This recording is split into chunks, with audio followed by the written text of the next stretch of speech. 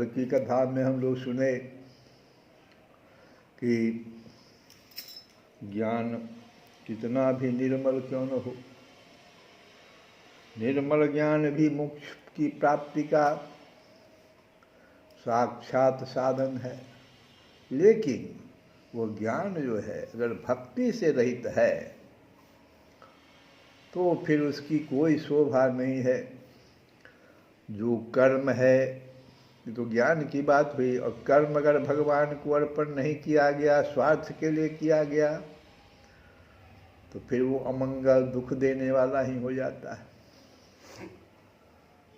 वर्णाश्रम के अनुकूल आचरण,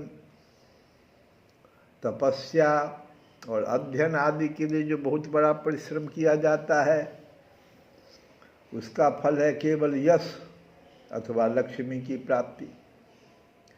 परंतु भगवान के गुण लीला नाम आदि का श्रवण कीर्तन आदि तो उनके श्री चरण कमलों की अविचल स्मृति प्रदान करता है।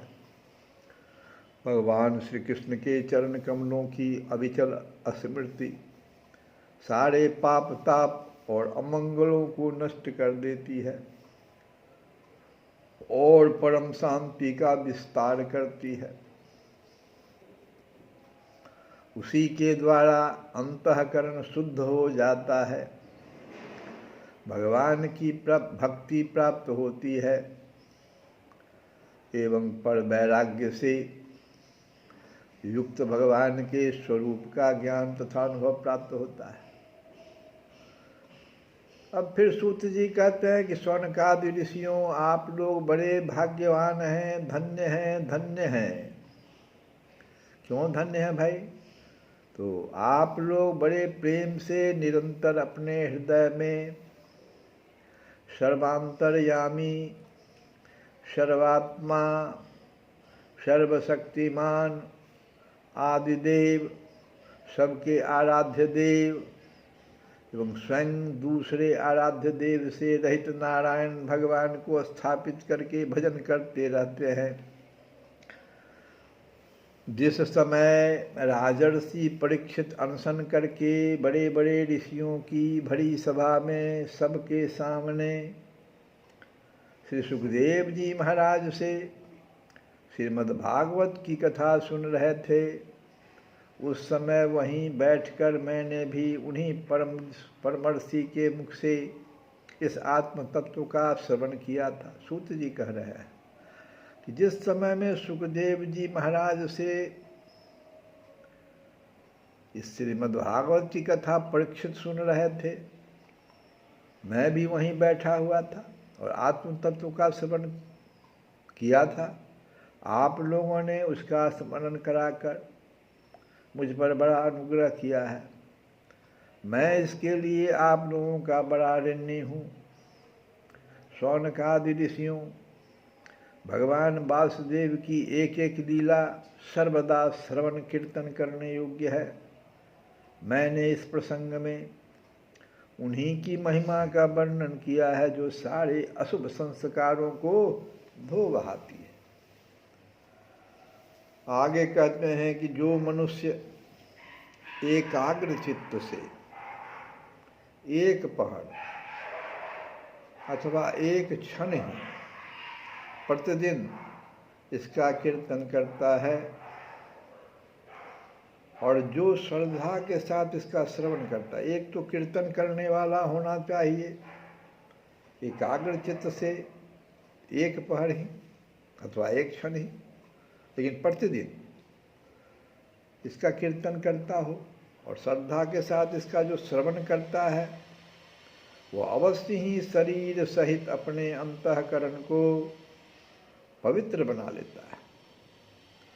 और जो पुरुष द्वादशी अथवा एकादशी के दिन इसका श्रवण करता है वह दीर्घायु हो जाता है।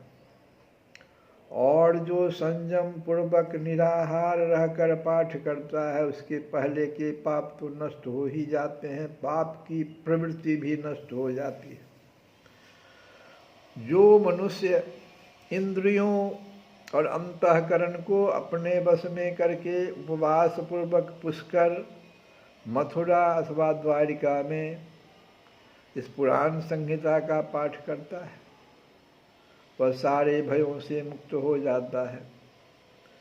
और जो मनुष्य इसका श्रवण या उच्चारण करता है उसके कीर्तन से देवता, मुनि, सिद्ध, पितर, मनु और नरपति संतुष्ट होते हैं और उसकी अभिलाषाएं पूर्ण करते हैं। ऋग्वेद, यजुर्वेद और सामवेद के पाठ से ब्राह्मण को मधुकुल्या, घृतकुल्या और पयःकुल्या, मतलब हुआ कि मधु, घी एवं दूध की नदियाँ, मतलब हुआ इसका कि सब प्रकार की सुख समृद्धि की प्राप्ति होती है। वही फल श्रीमद् भागवत के पाठ से भी मिलता है। जो द्विज संयम पूर्वक इस पुराण संहिता का अध्ययन करता है उसे उसी परम पद की प्राप्ति होती है जिसका वर्णन स्वयं भगवान ने किया है। इसके अध्ययन से ब्राह्मण को ऋतंभरा प्रज्ञा, ऋतंभरा प्रज्ञा किसको कहते हैं? तत्व ज्ञान की प्राप्ति कराने वाला बुद्धि जो होता है, ऐसी बुद्धि जो तत्व ज्ञान को प्राप्त करा दे उसको ऋतंभरा प्रज्ञा कहते हैं। तो इसके अध्ययन से ब्राह्मण को ऋतंभरा प्रज्ञा की प्राप्ति होती है और क्षत्रिय को समुद्र पर्यंत भूमंडल का राज्य प्राप्त होता है। वैश्य कुबेर का पद प्राप्त करता है और शूद्र सारे पापों से छुटकारा पा जाता है। भगवान ही सबके स्वामी हैं और समूह के समूह कलिमलों को ध्वंस करने वाले। यूँ तो उनका वर्णन करने के लिए बहुत से पुराण हैं, परंतु उनमें सर्वत्र और निरंतर भगवान का वर्णन नहीं मिलता। श्रीमद् भागवत महापुराण में तो प्रत्येक कथा प्रसंग में पद पद पर सर्वस्वरूप भगवान का ही वर्णन हुआ है। वे जन्म मृत्यु आदि विकारों से रहित, देश काल आदि कृत परिच्छेदों से मुक्त, तो स्वयं आत्म तत्व ही हैं। जगत की उत्पत्ति, स्थिति, प्रलय करने वाली शक्तियाँ भी उनकी स्वरूप भूत ही है, भिन्न नहीं। ब्रह्मा, शंकर, इंद्र आदि लोकपाल भी उनकी स्तुति करना लेस मात्र भी नहीं जानते। उन्हीं एक रस सच्चिदानंद स्वरूप परमात्मा को मैं नमस्कार करता हूँ। फिर आगे कहते हैं, जिन्होंने अपने स्वरूप में ही प्रकृति आदि 9 शक्तियों का संकल्प करके इस चराचर जगत की सृष्टि की है और जो इसके अधिष्ठान रूप से स्थित हैं तथा जिनका परम पद केवल अनुभूति स्वरूप है, उन्हीं देवताओं के आराध्य देव सनातन भगवान के चरणों में मैं नमस्कार करता हूँ। फिर आगे कहते हैं, श्री सुखदेव जी महाराज अपने आत्मानंद में ही निमग्न थे। इस अखंड अद्वैत स्थिति से उनकी भेद दृष्टि सर्वथा निवृत्त हो चुकी थी। फिर भी मुरली मनोहर श्याम सुंदर की मधुमयी, मंगलमयी, मनोहारिणी लीलाओं ने उनकी वृत्तियों को अपनी ओर आकर्षित कर लिया और उन्होंने जगत के प्राणियों पर कृपा करके भगवत तत्व को प्रकाशित करने वाले इस महापुराण का विस्तार किया। मैं उन्हीं सर्व पापहारी व्यासनंदन भगवान श्री सुखदेव जी के चरणों में नमस्कार करता हूँ। तो इस प्रकार से हम लोग श्रीमद् भागवत महापुराण के श्रवण कीर्तन करने का जो फल है उसको सूत जी महाराज से सुने। मोर मुकुट सिर गले बनमाला, केसर तिलक लगाई, वृंदावन की कुंज गलिन में सबको नाच नचाए, सबको नाच नचाए।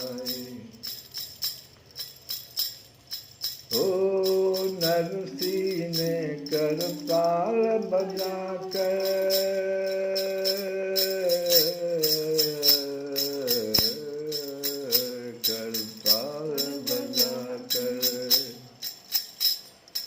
नरसी में कर ताल बजा कर सांवरिया को रिझाया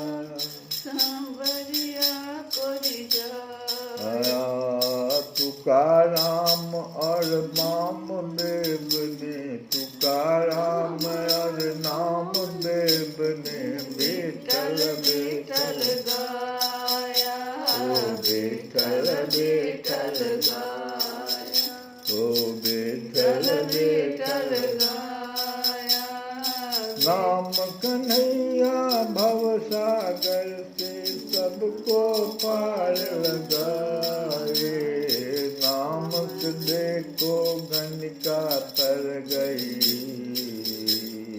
तोता घर में पधारे हो तोता घर में पधारे श्री राधे गोविंदा मन भजले हरि का प्यारा नाम राधे गोविंदा मन बदले हरि का प्यारा नाम है ओ गोपाल हरि का प्यारा नाम है नंदलाला हरि का प्यारा नाम है राधे गोविंदा मन भजले हरि का प्यारा नाम श्री कृष्ण गोविंद हरे मुरारे हे राधे नारायण वासुदेव।